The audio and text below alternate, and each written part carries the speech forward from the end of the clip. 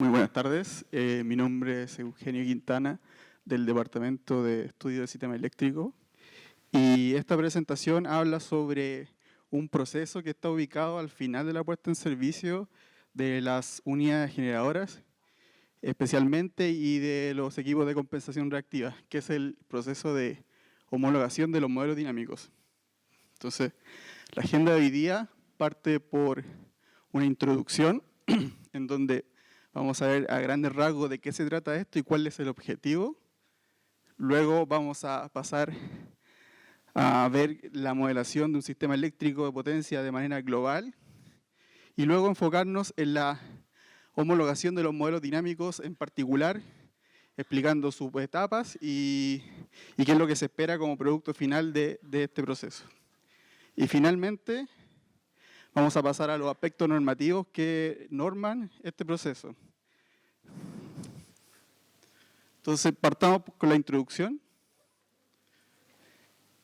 Bueno, el objetivo de este proceso es que el coordinador, y en particular las áreas técnicas del coordinador, dispongan de modelos dinámicos de manera oportuna, que sean representativos, que sean estables numéricamente y que estén respaldados técnicamente. Esto con el fin de poder llevar a cabo nuestros estudios para la seguridad y la calidad de servicio. Bueno, ahí se ve que todo eso son las listas de estudios que nos pide la norma técnica en el capítulo 6. Bueno, estudios de corto, mediano y de largo plazo. Con estos estudios se toman decisiones en cuanto a reserva de potencia activa y monto de conexión para el control de frecuencia. Se toman decisiones con respecto a la potencia reactiva para el control de tensión. Se determinan límites de transmisión, ya sea por restricción de estabilidad angular o de tensión. Se establecen o se estudian oscilaciones entre áreas. Y finalmente se diseñan automatismos. ¿Ya? Bueno, recalcar que los modelos dinámicos forman parte de la información técnica general que se les pide a todos los proyectos de generación y o compensación reactiva. Entonces, ahora vamos a hablar un poco de manera general del modelamiento de un sistema eléctrico de potencia. ¿Ya? Bueno, este es un esquema clásico de un sistema eléctrico de potencia que parte por el cliente residencial, el usuario final del producto electricidad, ya sea el residencial, como mencioné, o el cliente industrial. Luego viene el sistema de transporte, que hace que llegue esta electricidad al cliente final, que sería todo el sistema de transmisión, las líneas propiamente tal, los transformadores y las barras. Y finalmente los oferentes, los proveedores de este producto, que son los generadores. ¿Ya? Ahora este mercado no es un mercado cualquiera, este es un mercado, es un sistema muy complejo donde interactúan varios actores y es un sistema en el cual tenemos que estudiar el equilibrio tanto en estado normal como ante fallas. Y para hacer eso se utilizan simuladores. Hoy en el coordinador utilizamos el simulador Tixilem Power Factory, que es como el que se ve acá, en donde se representan todos estos elementos de un sistema de potencia. Las líneas de transmisión, las barras, transformadores, el consumidor final y los generadores. ¿Ya?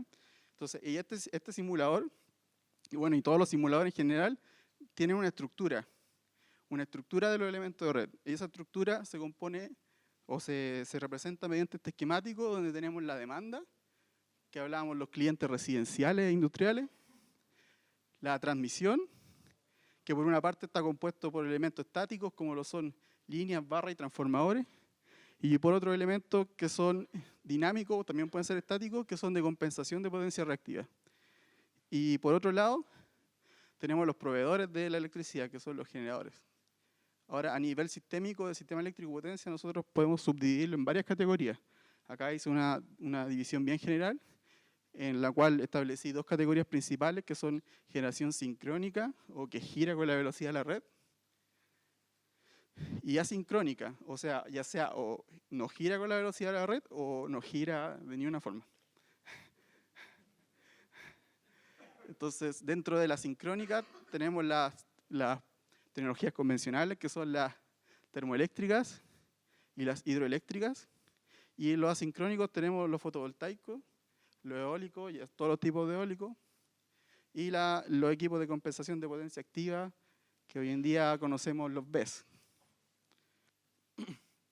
Y bueno, mencionar que dentro de las termoeléctricas tenemos una gran variedad de combustibles primarios, pero en el fondo comparten características eléctricas similares. Por eso están en una sola categoría. Entonces, a nivel de generación, tenemos, como bien decía, estas dos categorías, y dentro de cada categoría se pide una serie de parámetros y de modelos que permitan representar el comportamiento, ya sea estático como dinámico, de estas instalaciones. Por el lado de la generación sincrónica, tenemos parámetros electromecánicos, curvas de duración, reactancias, constante de tiempo, inercia. Tenemos el sistema de excitación, excitatriz, regulador, limitadores, y el PCS en caso de que lo tenga. Y tenemos el lazo del gobernador turbina. Ahora, en cuanto a la generación asincrónica, tenemos el equivalente eléctrico, que viene a representar toda la red de media tensión interna de estos parques. Tenemos el control de frecuencia y potencia, el control de reactivos o de tensión, en caso que lo tenga, y la capacidad de estas instalaciones de pasar una falla, o lo que se conoce en la literatura como el fault drive-through. Entonces aquí tenemos un esquemático de lo que veníamos diciendo acá, que este es el típico diagrama que se encuentra en el Kundor con estos libros, y finalmente acá para la generación asincrónica tenemos este esquemático que representa los elementos particulares y los elementos a nivel de planta. Y finalmente la inyección de corriente, ya sea en cuadratura o en eje directo, o potencia activa reactiva. Entonces, ahora que ya tenemos un barniz de lo que estamos hablando, del sistema eléctrico de potencia y de su modelamiento, vamos a hablar en particular del proceso de homologación de modelos dinámicos. Este proceso consta principalmente de 3 etapas. Una etapa es la etapa de ensayos, luego tenemos la etapa de modelación matemática, y finalmente de implementación en el simulador. Dixieland Power Factory en el caso chileno. Entonces, como ya les decía, la primera etapa es el ensayo en terreno, o sea, hacer las perturbaciones a la instalación ya en su etapa final de puesta en servicio, con todo su sistema de control comisionado, con todos sus ajustes definitivos, y obtener cómo se comporta esta central ante perturbaciones o ante variaciones en su consigna o en sus señales. Entonces, por ejemplo, aquí se aprecia la respuesta de la tensión ante un calor invasivo de una unidad sincrónica. Luego, el modelamiento matemático, que se basa en la información técnica que ya deberían haber entregado en etapas anteriores o que se puede entregar en esta etapa, que básicamente se resume como hojas de datos, actas de prueba, memorias de cálculo, diagramas de control o printout de ajustes definitivos. Y finalmente, la implementación en el simulador, en Dixieland Power Factory. Entonces acá podemos ver cómo se representa, por ejemplo, un parque solar, y acá un generador sincrónico. Entonces vamos por la primera parte, que sería el desarrollo de los ensayos. Los ensayos en general son perturbaciones en el sistema de control, ¿ya? Y cuando el generador está en su etapa final de comisionamiento, debe presentar un protocolo específico con los ensayos que necesita esa instalación. Ahí va a variar de acuerdo a la tecnología, de acuerdo a las capacidades propias del sistema de control, etc. Por eso se pedía un protocolo específico. Y si es que no se pudiese realizar algún ensayo, como se deja acá claro, por ejemplo, el fault drive-through, o en el caso del sistema de excitación brushless, de repente no se puede acceder a las variables eléctricas, se tienen que proponer medidas alternativas, algunas de las cuales están en la misma normativa. Entonces, por ejemplo, acá hay varios ejemplos de ensayo, por ejemplo, ensayo a la referencia de tensión en vacío, ensayo al control de frecuencia, un escalón de frecuencia. También acá se puede ver un ensayo al escalón de tensión en carga para ver el comportamiento con y sin PCS, para analizar la estabilidad de las oscilaciones de pequeña señal. Y como les decía anteriormente, en el caso, por ejemplo, del Fall Right Through, se pueden adjuntar ensayo en fábrica de los inversores o los equipos. Luego pasamos a la parte del modelo matemático.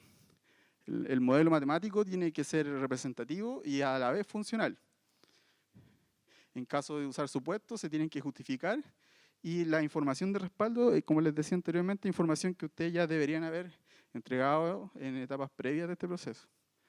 Como son los diagramas de bloque, funcionales, hojas de datos o fotos de placa, actas de pruebas de fábrica o planos de disposición de la central. ¿Ya? Por ejemplo, acá hay más ejemplos de diagramas de bloque. Por ejemplo, acá hay un diagrama de bloque de un fabricante del control regular de velocidad. Acá hay otro de un sistema de excitación. Y finalmente también pongo como ejemplo estos diagramas que son genéricos, en donde se puede representar, en este caso, el equivalente de un aerogenerador y de una planta eólica. Ahora, en el caso particular de las plantas que tienen una gran cantidad de instalaciones, se recomienda, o más bien se exige, tener un equivalente eléctrico. O sea, este equivalente permite tener una representación de toda la red interna de media tensión del parque. Bueno, con el fin de, entre otras cosas, disminuir los tiempos de simulación del estudio y analizar el comportamiento de la central hacia el sistema como un todo. Entonces acá se puede ver la central en detalle y el modelo equivalente que se pide.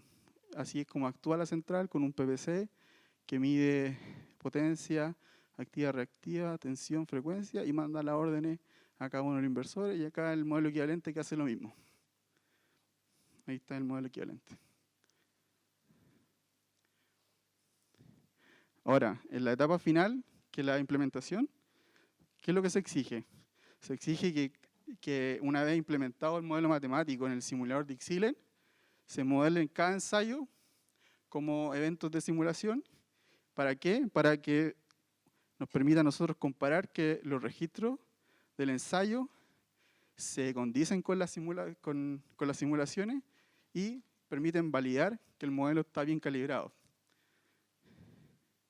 Luego, con ese modelo validado, se analizan cosas que no se pueden realizar en el terreno, como por ejemplo se analizan cortocircuitos, se pueden analizar modos interárea, juegos de tensión o perturbaciones grandes en frecuencia. Finalmente se verifica que el modelo es estable en toda su carta de operación y que converge a distintos tipos de perturbaciones. Entonces, como les mencionaba, esto es el objetivo principal de esto, es tener un modelo representativo que yo permita comparar el resultado de las simulaciones de los ensayos con los registros de los ensayos reales. Y luego se pide una base de datos ya con el modelo homologado incorporado al sistema eléctrico, en la base del CEN, y se simulan cortocircuitos en líneas o barras cercanas o desconexión de grandes bloques de generación o demanda. El objetivo es analizar inicialización, convergencia y la respuesta en P y en Q del modelo, más allá de verificar lo que dice la norma. Entonces aquí tienen como un ejemplo de la respuesta de las variables eléctricas de una central ante una perturbación en el sistema. Entonces, finalmente, vamos ahora a hablar de los aspectos normativos que regulan este proceso. ¿Ya? Vamos a partir con la Ley General de Servicio Eléctrico, que habla de forma más general de la información técnica, pero esto es parte de la información técnica que tienen que entregar. Entonces dice que los coordinados tienen la obligación de entregar oportunamente información, como dice ahí, cabal, completa y veraz, y que, bueno, ahí establece algunas sanciones en caso de que la información sea falsa, incompleta, errónea o no se entregue. Y finalmente responsabiliza al coordinador de verificar la completitud, calidad, exactitud y oportunidad de esta información. Como la base de datos que nosotros disponemos pública es parte del sistema de información técnica del coordinador. Luego, en el reglamento de coordinación se pide que el coordinado entregue un calendario puesto de servicio donde lo ideal esté esto incorporado dentro de los hitos, ya sea la ejecución de los ensayos como la entrega de toda la información asociada a la validación del modelo. Y siguiendo tenemos la norma técnica. La norma técnica en el capítulo 6 habla de información técnica y del simulador. Entonces, en cuanto al simulador, dice que tiene que ser apto para varias cosas, dentro de las que se encuentran los transitorios electromecánicos, que es el objetivo principal de los modelos dinámicos. Y también pide que se pueda representar adecuadamente la respuesta dinámica, ya sea de generadores, transmisión, bueno, equipo de compensación reactiva en este caso, protección y relés especiales, y la variación de la demanda con la tensión y la frecuencia. Finalmente se establece, o sea, dentro de las cosas que dice, que la base de datos tiene que ser pública y tiene que ser modelada de forma que uno pueda cambiar de herramienta en cualquier minuto. Por eso los modelos tienen que ser abiertos. Finalmente, en el artículo 622 establece un poco más de detalle qué es lo que se tiene que modelar. Y en el transitorio 914 dice que este es un requisito para entrar en operación. En una capa inferior está el anexo técnico, en donde también regula de manera ya un poco más específica el tema de esta prueba. Bueno, este anexo dice que no se limita a la facultad del coordinador a establecer requisitos complementarios a los que se dicen, y que la información técnica se tiene que validar con ensayos. También habla de la puesta en servicio. Sigue hablando de estas pruebas que permiten obtener la representación dinámica. Habla de que se debe informar el protocolo de prueba y el programa. Y que una vez que el coordinador entrega todos los antecedentes, el coordinador tiene 20 días hábiles para observación. Bueno, todo esto ya se había mencionado de alguna forma en presentaciones anteriores. Ahora, con el fin de tener una bajada ya un poco más al detalle a los requerimientos o a lo que nosotros esperamos del modelo, con el fin de que ustedes tengan la certeza de que no les vamos a pedir nada extra, es que hemos desarrollado una guía de técnica de homologación de modelos dinámicos, en la cual proponemos una serie de ensayos genéricos. Como les decía, al final va a depender de la tecnología y de los controles específicos de su instalación, pero hacemos la diferenciación entre unidades sincrónicas, hidro y termo, plantas eólicas, fotovoltaicas y equipo de compensación activa y reactiva. Establecemos requisitos, ya sea en cuanto a ensayos, equipamiento, cómo tienen que ser los registros, etc. Modelación, implementación en el software de Xylem Power Factory y el desempeño que tiene que tener ese modelo, especialmente el desempeño ante perturbaciones que exijan numéricamente el modelo. Y finalmente se establecen los entregables, que son básicamente el informe con capítulos donde se detalle los procesos, una base de datos solo con la instalación y una base de datos del CEN con esta instalación ya validada, incluida en el sistema, y los registros de ensayo. Esta guía ya fue publicada, se hicieron observaciones, se acogieron algunas y ya está en su versión final.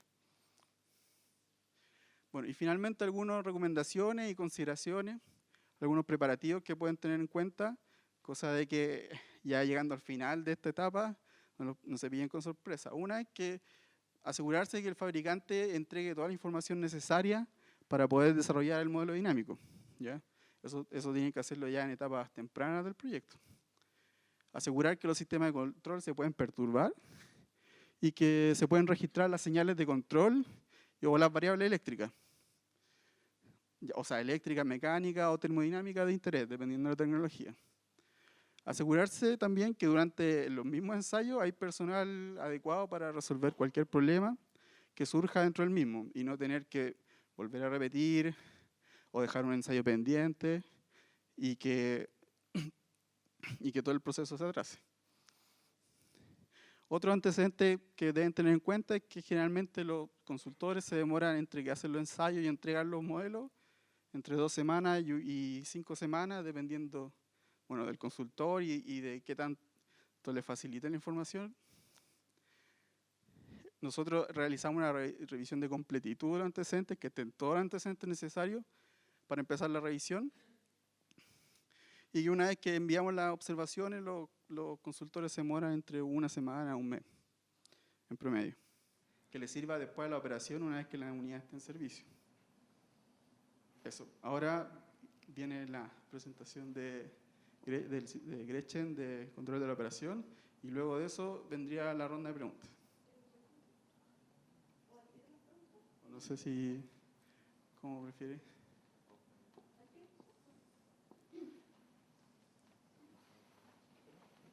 ¿Preguntas?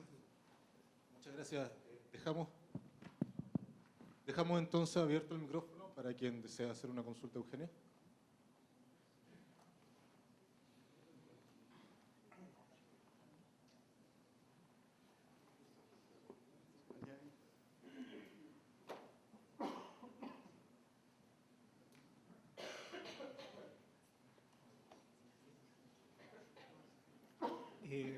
Una pregunta sobre los protocolos de prueba. Bueno, nosotros hemos diseñado protocolos de pruebas muy de la mano de la guía de homologación de modelos. Entendemos que es la base para generar los protocolos. Pero tú mencionabas en la presentación que hay una etapa de revisión de esos protocolos. Y ahí me pierdo un poco en qué etapa y dónde se envían estos protocolos.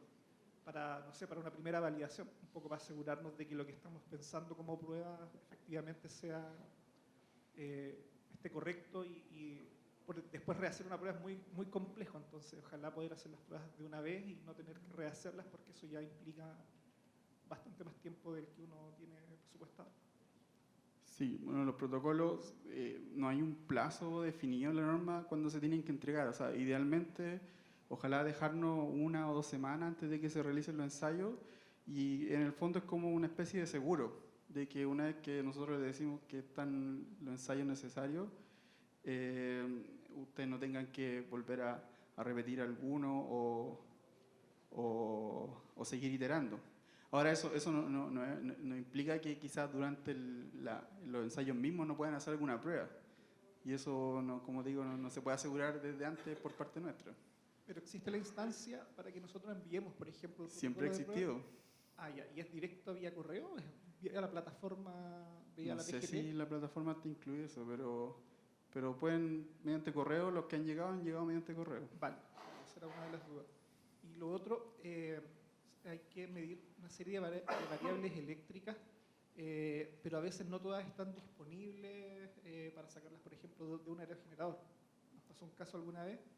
que el aerogenerador tenías que sacar la variable desde arriba, o sea, había que subir a la torre y era incluso peligroso. ¿Hay alguna otra forma de salvar alguna prueba que no sea con mediciones directas en aerogenerador? Bueno, es que justamente esa es una de las recomendaciones, que tratar de hablar ese tipo de aspectos antes con el fabricante. Ahora, si justo llegamos a una etapa que como que esta guía salió después de que ustedes tuvieron que hacer la prueba, ahí en la misma guía se proponen algunas medidas como para paliar eso. Algunos ensayos, por ejemplo, desconexiones de elementos de transmisión, etc. O ustedes mismos pueden proponer, la idea es que el objetivo de la prueba se cumpla, aunque no se haya podido haber hecho la prueba. Perfecto. Y lo último, la guía de homologación habla de las pruebas, bueno, esto lo hemos conversado en otras ocasiones, pero las pruebas a altas potencias. Y ahí siempre nos queda un poco la duda, sobre todo para los proyectos eólicos, donde el recurso puede ser muy variable. Puede ser que por recurso varios días no puedas llegar al 90% que indica la guía. ¿Pudiese aceptarse una prueba con un porcentaje menor de producción? No sé, 70, 80%. Sí, o sea, esa pregunta es bastante frecuente, y no solo lo eólico, también están los solares, incluso lo hidráulico de pasada, de repente el caudal no es suficiente. Entonces ahí, bueno, se hace la prueba con el recurso que se tenga en ese momento y después se tendrá que actualizar con todos los niveles de carga que se exigen. Gracias. ¿Alguna otra consulta?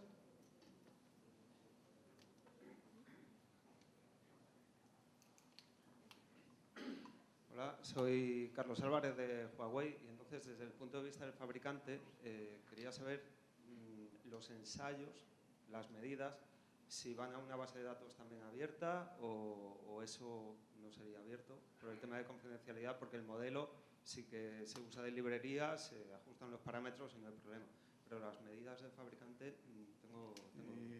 No sé si hay alguien de infotécnica, pero creo que lo que se está publicando es el modelo y el informe. No sé si se publica el resto de anexo. No. ¿Hay alguien de infotécnica? No sé. Pero ya digo, del modelo no hay problema, pero de las medidas en campo para validación, eso no estoy seguro. Sí, ahí no sé si Gabriel... O sea, yo sé que sí, la vamos a atender, pero hasta ahora lo que se ha estado publicando son los modelos y los informes. Eso sí que sí es público.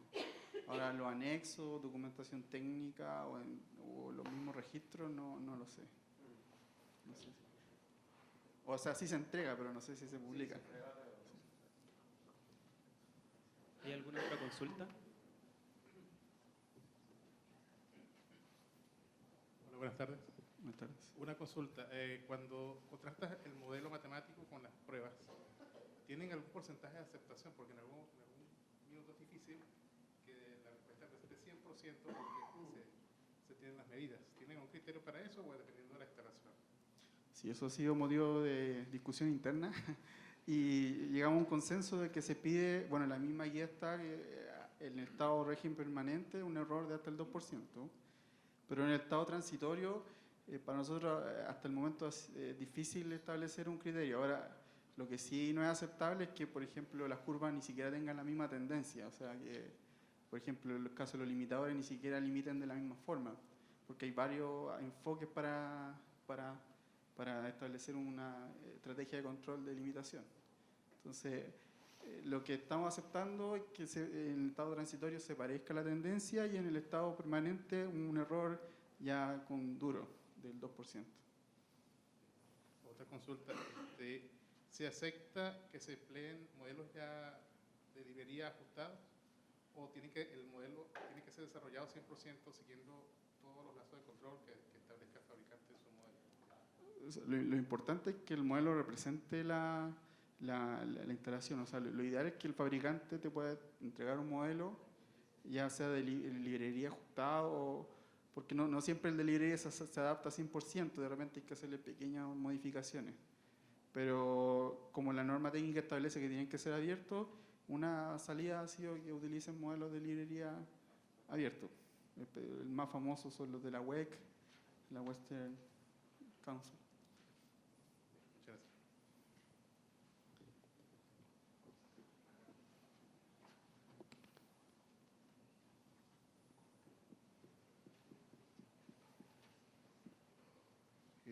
Dos consultas. La primera, en relación, la guía habla de que pueden quedar pendientes algunas pruebas y después, en caso de una falla en el sistema o alguna desconexión de algún elemento, esos registros que quedan en los sistemas de control pueden constituir una prueba. Siempre que los sistemas de medida cumplan con los criterios de resolución. De resolución, Sí. el tiempo de muestreo, ok, como dice la guía. Pero, ¿cuál es el punto en el cual yo puedo considerar que mi sistema está en servicio, pero yo dejé X pruebas fuera, porque no las pude terminar? Y después las quiero tener cuando tenga un evento en el sistema. ¿Hay algún límite? ¿Se puede determinar ese punto? No entiendo muy bien a qué le enfoque la pregunta. La idea, como generadores, nosotros queremos poner en servicio el parque eólico, por ejemplo. ¿Qué pruebas puedo dejar pendientes a la espera de un evento en donde ya queda en servicio mi sistema? Disculpa, voy a José Miguel Castellano, soy el jefe del Departamento de se entendió por pendiente cuando no se puede hacer una prueba producto, en el caso de eólico no hay suficiente viento, o en el caso perdón, de un eólico y de un solar, o el caso de las centrales de pasada, claro, quedan pendientes, pero temporalmente, dado que hay un imperativo mayor, que no tienen la fuente principal. Pero no es como decir, oye, ¿qué pruebas pueden quedar pendientes o no? Porque naturalmente lo que queremos es que nosotros con esos modelos podamos tener representatividad, ¿cierto?, de la operación lo más real posible, ¿ya? Luego no tenemos una respuesta o criterios como para decir esto puede o no quedar pendiente. Más aún cuando, si vemos que el modelo pudiera estar, si uno lo sujeta a sensibilidad, ese modelo pudiera ser muy sensible a variaciones justamente en los parámetros o en las pruebas que se llevan a cabo. Ok, muchas gracias. La segunda consulta, y disculpa, siempre se tiene problemas con los fabricantes respecto a los modelos. El fabricante genera un modelo que está encriptado y nos pasó hace poco que teníamos un modelo que en un solo bloque generaron un código y representaban el comportamiento del sistema. Según la guía, este modelo tiene que estar separado en distintos slots o bloques, pero el fabricante nos entregó un modelo abierto, pero un solo bloque con mucho código. ¿Eso estaría bien? O sea, lo que se tiene que modelar de forma independiente son los distintos controles. No, ahora, si un solo control es una línea gigante de código, ya eso es lamentable. Lo ideal sería que sea con diagrama de bloques, pero lo que sí hay que separar, por ejemplo, el control propio del aerogenerador del control de planta. Eso sí no se acepta que estén en un mismo bloque gigante. Ya, pero ahora, ¿lo podríamos separar entonces ese código por separado y tenerlo en distintos claro, bloques? Sí. Como código. Ya, muchas gracias. ¿Alguna otra consulta?